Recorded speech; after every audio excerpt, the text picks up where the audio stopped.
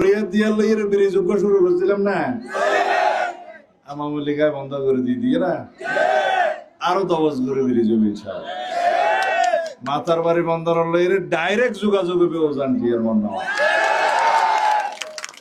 ইয়ান বন্দর হইলে ইয়ান হাতুনগঞ্জ বাণিজ্যিক এলাকা হইব, সমৃদ্ধ এলাকা হইব ইনশাআল্লাহ, সমৃদ্ধ এলাকা।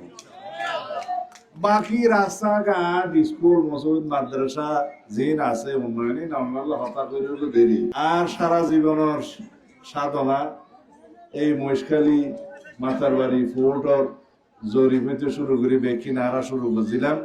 আওয়ামী লীগ গাইয়ের ঘটনা অনেকখানা দেরি হইয়ে, কিন্তু ইনশাল্লাহ 1000 বছরের ভিতরে পূর্ণাঙ্গ সমুদ্র বন্দর চালু হবে। রেল যোগাযোগ হইব, সড়ক যোগাযোগ হইব, এমনি সামুদ্রিক যোগাযোগ হইব। এই একটা উজানটি আমার নামাল জেডি সহ ব্রিজ সহ বেকি নয়, বন্দরের সমস্ত কর্মকাণ্ড এডে পূর্ণাঙ্গ ভাবে বাণিজ্যিক ভাবে চালু। ইয়ার শুধু বাংলাদেশের গুরুত্বপূর্ণ বাণিজ্যিক এলাকা নয়, এই দক্ষিণ এশিয়ার এই অঞ্চলের মধ্যে সবচাইতে এক গুরুত্বপূর্ণ বাণিজ্যিক এলাকা। কেরলায় বাংলাদেশের গভীর সমুদ্র বন্দর ও দেখ কান চট্টগ্রাম বন্দর, ইয়ান শুধু সমুদ্র বন্দর, ইয়ান গভীর সমুদ্র বন্দর, সবচাইতে বড় বড় জাহাজ বেরিয়ে। তাহলে আল্লাহ রাব্বুল আলামিন আর এনাকান জায়গার মধ্যে ফায়দা করেছি জিয়ানোর বরকত অনেক বেশি। তো শুকরিয়া আদায় করা না বলব, আল্লাহ শুকরিয়া আদায় করা পরে বান্দার শুকরিয়া আদায়। আর বাংলাদেশ মানে কি? বাংলাদেশের জনগণ,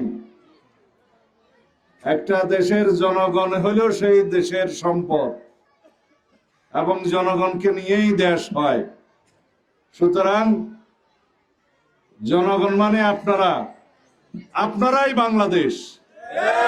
সেই জন্য আমরা স্লোগান দিয়েছি, জনগণের বাংলাদেশ, ক্ষমতার আগে জনতা, সবার আগে বাংলাদেশ।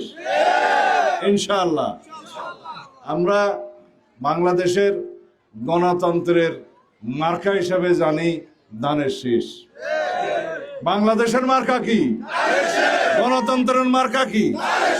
জনগণের মার্কা কি? উন্নয়নের মার্কা কি? বাংলাদেশের শান্তি, শৃঙ্খলা, জাতীয় নিরাপত্তা, স্বাধীনতা, সার্বভৌমত্ব, গণতন্ত্রের রক্ষা কবচ প্রতীক হচ্ছে ধানের শীষ।